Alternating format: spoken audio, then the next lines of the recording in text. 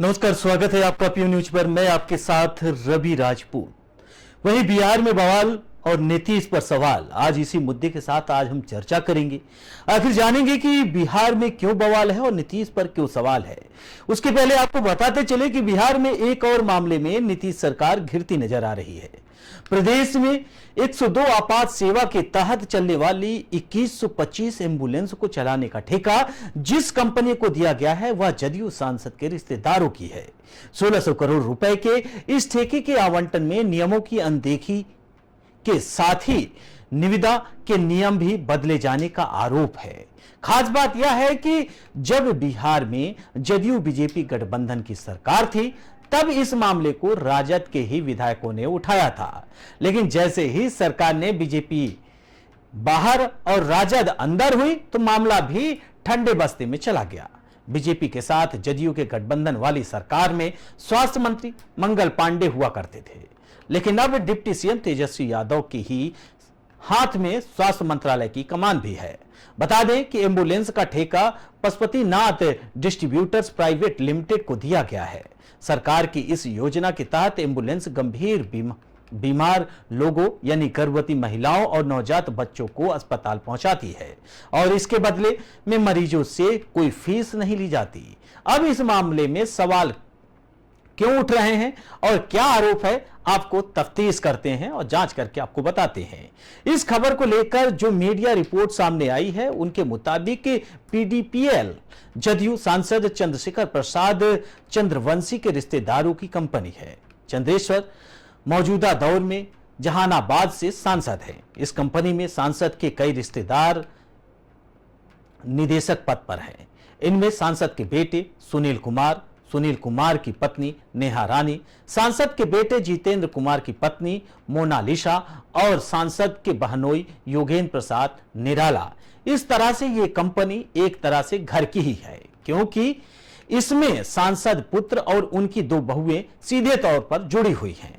आरोप है कि ठेका देने के लिए नियमों में बदलाव किया गया है। नियम के अनुसार अगर कोई कंपनी अकेले ही बोली लगा रही हो तो उसके पास पिछले 3 सालों के दौरान कम से कम 750 एम्बुलेंस को चलाने का अनुभव है। इसके अलावा 50 एडवांस लाइफ सपोर्ट एम्बुलेंस और कम से कम 75 सीटों वाला कॉल सेंटर होना चाहिए। लेकिन पीडीपीएल ने बिहार में अकेले कभी एम्बुलेंस नहीं चलाई थी। उसके पास सिर्फ 50 सीटों का कॉल सेंटर था। पहली बार जब पीडीपीएल को यह ठेका मिला था तब उसके साथ सम्मान फाउंडेशन सहयोगी भी था। दोनों कंपनियों को एक कंसोर्टियम व्यवस्था के तहत 625 एम्बुलेंस चलाने का साझा ठेका मिला था, लेकिन दूसरी बार में सम्मान फाउंडेशन ने मुंबई की कंपनी बीवीजी इंडिया लिमिटेड के साथ मिलकर ठेके के लिए दावेदार पेश की थी। इसके अलावा जीवीके इमरजेंसी और मैनेजमेंट रिसर्च इंस्टीट्यूट सिकंदराबाद और जिग्जा हेल्थ केयर लिमिटेड मुंबई ने भी इस ठेके के लिए दावेदारी पेश की थी। लेकिन अब पूरी तरीके से बिहार की राजनीति में एम्बुलेंस को लेकर अब भारतीय जनता पार्टी हमलावर है। वहीं इस खबर पर हमारे साथ चर्चा करने के लिए बीजेपी नेता खेमचंद शर्मा जी हमारे साथ जुड़ गए। खेमचंद जी, आपका बहुत बहुत स्वागत है। सवाल वही कि आए दिन ये माना जा रहा था, अभी एक बिहार में मौजूदा समय में एक पुल गिरा जिसपे आरोप प्रत्यारोप का दौर शुरू हुआ। ये माना गया कि बहुत भ्रष्टाचार हुआ, लेकिन अब एम्बुलेंस को लेकर पूरी तरीके से एम्बुलेंस की सर्विस को लेकर, ये जब आपके पार्टी के साथ गठबंधन थी तब इसी मामले को लेकर आरजेडी प्रश्न कर रही थी, लेकिन आज जेडीयू के सांसद और उनके रिश्तेदारों को 1600 करोड़ के एम्बुलेंस के जो कॉन्ट्रैक्ट हैं वो दिए गए हैं। फिलहाल क्या कुछ कहेंगे इस मुद्दे पर? देखिए, आरजेडी और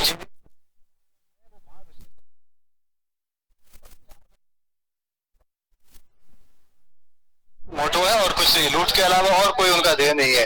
और परिवार को भरना है, परिवार का समृद्ध करना है, जनता की उनको कोई फिक्र नहीं है। दोनों हाथों से लूट करने में लगे हुए हैं, दोनों हाथों से कमाई करने में लगे हुए हैं और सिस्टम को तोड़ने में लगे हुए हैं।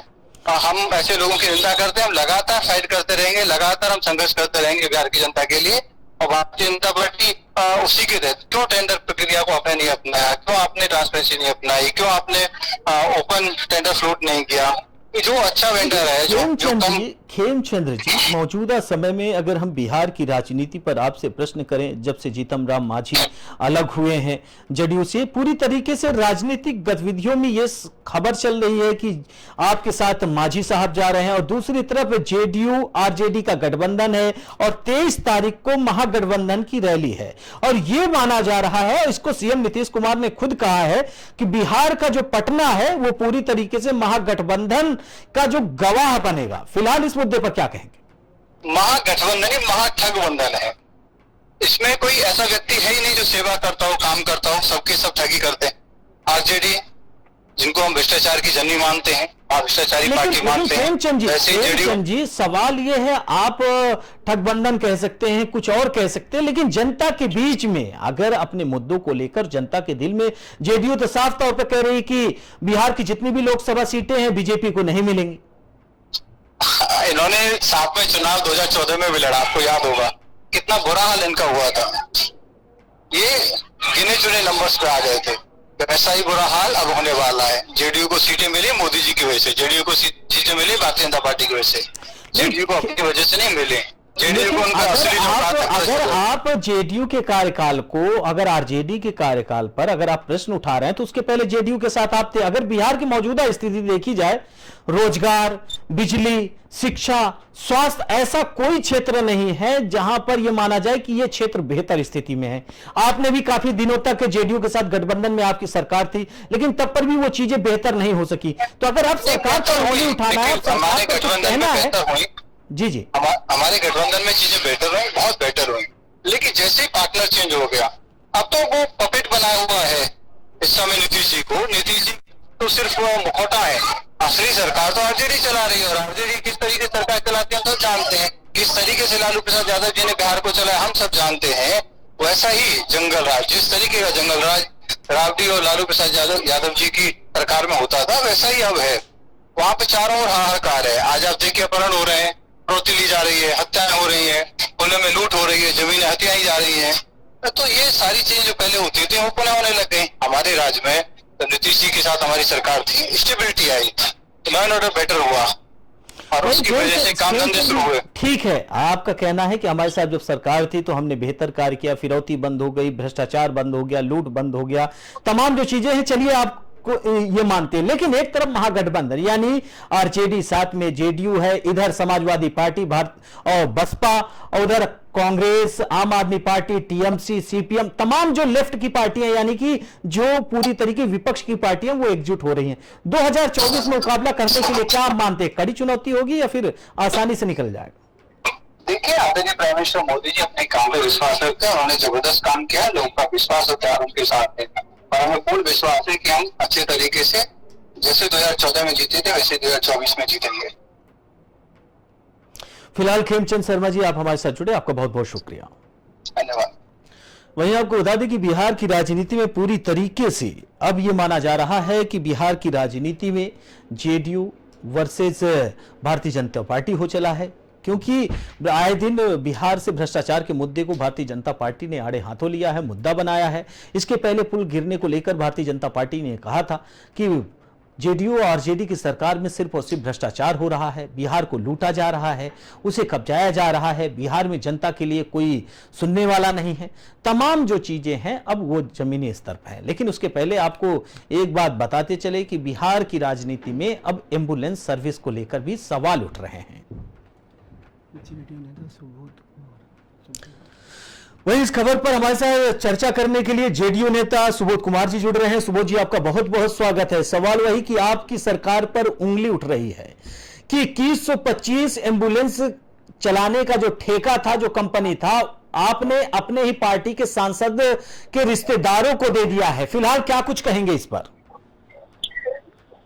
जिन दिनों ये ठेका मिला होगा उसमें तो बीजेपी हमारे साथ थी। जी जी।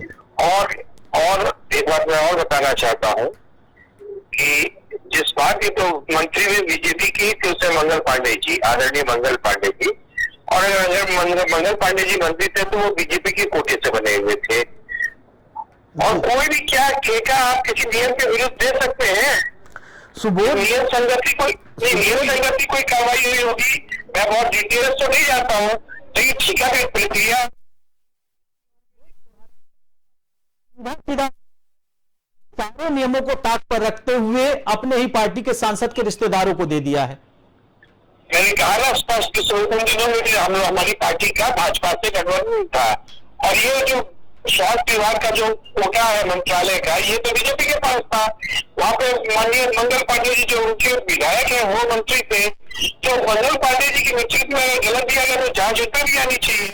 और मैं बताता हूँ प्रक्रिया एक एसओपी होता है, जांच किसको निर्णय मिलेगा और उस प्रोसीजर को फॉलो किया जाता है। उसके बाद जो बिडर होते हैं, तो क्या कहीं ऐसा है कि अभी जो सांसद हो या हो उनके बेटे को नहीं मिल सकता है, ऐसे कोई नियम है, नियमावली है क्या? अगर वो सारे उसके माने तो वो खड़ा करते हैं, और अगर वो टेंडर में वो लोएस्ट बिडर होंगे तो मिला होगा। मैं तो आप जवाब उनके ऊपर है कि कैसे गलत वो बातों को पटल करवाए, सार्वजनिक करे। हमारी तो जो समझ है और ये समझते कि बिहार में कोई भी ऐसा कोई अनियमितता हो ही नहीं सकता, क्योंकि यहाँ बिल्कुल एक प्रोसीजर को फॉलो किया जाता है जो कि लेजिटिमेट है, जो जेन्युइन है और जो नियम संगत है। तो ऐसे आरोप लगाना बेबुनियाद है। जी जी, सुबोध जी से माना जा रहा है आप अमेरिका के नियमों में बदलाव किए हैं और जिसके बाद अपने ही सांसद के रिश्तेदारों को आपने ये ठेका दिया है। वहीं इसके पहले भी जब आपके साथ बीजेपी का गठबंधन था, आपको बता दें कि इस मामले को लेकर राजद के विधायकों ने कई बार सवाल आपसे पूछे, कई बार उन्होंने इस मुद्दे को उठाया, और उसके बाद फिर पूरी तरीके से ये मामला जब आपकी और आरजेडी की सरकार बन गई थी, ठंडे बस्ते में चला गया पूरा मामला। तो एक बात बताइए, जब निष्ठा का हमने अगर संशोधन किया तो उस समय हम बीजेपी के साथ थे कि आरजेडी के साथ थे? एक बात बताइए। पहली बात बीजेपी के साथ थे आप। तो जब बीजेपी के साथ थे, मंत्रालय उनकी थी, तो हम तो जो भी कर रहे थे उसमें उनका कंटेक्ट था। उस समय के स्वास्थ्य मंत्री थे, मंगल पांडे जी स्वास्थ्य मंत्री थे। जी बिल्कुल थे, और मैं ये कह रहा हूँ कि अगर वो संशोधन हुआ है, प्रस्ताव उनके पास वहां से गया होगा कि ऐसे संशोधन की जरूरत है, और उसका कैबिनेट ने कलेक्टिव फैसला लिया, जिसमें मंगल पांडे और वो सब तमाम लोग थे जिन्होंने अपनी सहमति जगाई, जो बीजेपी के मिनिस्टर्स, कैबिनेट कोटे के जो मिनिस्टर्स थे कैबिनेट मीटिंग में, तभी तो संशोधन हुआ होगा। तो उन दिनों तो इस्तेमाल नहीं है। आज वो जो रोना गाना गा रहे हैं, क्योंकि हमको मालूम है कि आने वाले चुनाव में उनके पास कोई ऐसी इस सरकार के खिलाफ कोई मामला है नहीं, तो झूठ फूस के मामले निकाल रहे हैं, बेबुनियाद बेतुका मामले निकाल रहे हैं, जिनका न कोई सिर है न पैर है। अगर ऐसा है तो वो कोर्ट में जाए और कोर्ट में इसके खिलाफ वो दे, पिटीशन दे, ये गलत है, और वो फिर देखते हैं। हम ये कहते हैं कि जब नियम संगत होगा तभी इनको मिला होगा। ये किसी भी पार्टी को, किसी भी कोई जो बिडर होते हैं, जब नियम संगत कोई भी मतलब उनकी लेजिटिमेसी होगी, जेन्युइनिटी होगी, तभी तो उनको ये टेंडर मिला होगा। अब ये उनका अधिकार संविधान में ऐसा तो कुछ है नहीं कि भाई आप सांसद से पूछ रहे आपको ठेकेदारी करने का कोई अधिकार है। बीजेपी के तमाम नेता के पुत्र जो है बड़ी बड़ी ठेकेदारी करते हैं, और ये तो मुझे नहीं समझ में आता किस तरीके से वो इसके खिलाफ बोल रहे हैं। यहाँ से ऑप्शन है, उनको मालूम है आने वाले चुनाव में उनके यहाँ से बत्ती गुल होने वाला है, इसलिए नरगल बयानबाजी करके लोगों को मिसलीड कर रहे हैं, बरगला रहे हैं। और मैं आपको विश्वास दिलाता, ऐसी कोई भी नियमता होगी तो मैं कहता हूँ सच्चा कोर्ट में जाए और उसके खिलाफ वो आवेदन पिटीशन डाले, वो पीआईएल दायर करे, कोर्ट एकदम उस पर कॉग्निजेंस ले, अगर तथ्यों में कोई सब्सिस्टेंस होगा तो कोर्ट उसका कॉग्निजेंस लेगी। लेकिन ये तो जाएंगे नहीं, क्योंकि ये तो पेपर में बोलेंगे, लोगों के बीच में बोलेंगे, लोगों को मिसलीड करेंगे, लोगों को बरगलाएंगे, लेकिन जो उचित फोरम होता है वहां पे तो जाएंगे नहीं है। बिल्कुल सुबोध जी, लेकिन अब लास्ट प्रश्न आपसे कि 23 तारीख को बिहार यानी पटना में महागठबंधन की रैली है, फिलहाल इसे लेकर कुछ कहेंगे? नहीं, रैली है और रैली में हमारी एकजुटता दिखेगी पूरे पैन इंडिया।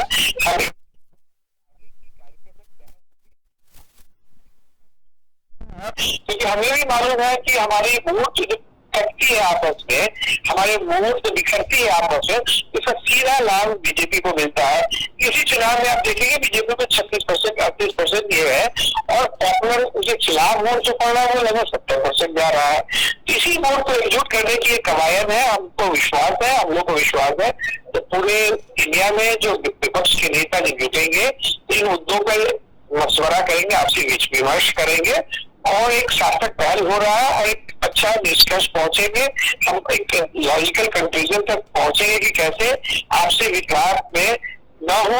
हम वन टू वन कैंडिडेट में इन मुद्दों पे हमारी लड़ाई होगी, हमारी स्ट्रैटेजी बनेगी और फिर हम आगे ज्वाइंट कई मीटिंग्स करेंगे, कई पब्लिक हम लोग रैली करेंगे, हर स्टेट में जाएंगे, सामूहिक साथ में जाएंगे, एक बड़ा अच्छा हो रहा उसका बनेगा, एक बड़ा मैसेज जाएगा, ये लगेगा कि हम यूनाइटेड है, तो एक बड़ा लोगों के अंदर जो हमारे वोटर्स है जो हमसे चाहते हैं, ये उम्मीद रखते हैं, तो हम उनको उम्मीद पर खड़ा होंगे और बिहार में भारत से हमें फासीवादी शक्तियों को हटा पाएंगे और हम हटाएंगे निश्चित तौर बिल्कुल पे। बिल्कुल बिल्कुल सुबोध जी, ये तो समय तय करेगा कि आखिर महागठबंधन कितना कामयाब होता है और बीजेपी कहां तक जाती है। फिलहाल आप हमारे साथ जुड़े और चर्चा की, आपका बहुत बहुत शुक्रिया। जी धन्यवाद। तो फिलहाल इस बुलेटिन में हमारे साथ इतना ही। बाकी देश दुनिया की तमाम बड़ी खबरों से जुड़ने के लिए देखते रहिए फ्री न्यूज। नमस्कार।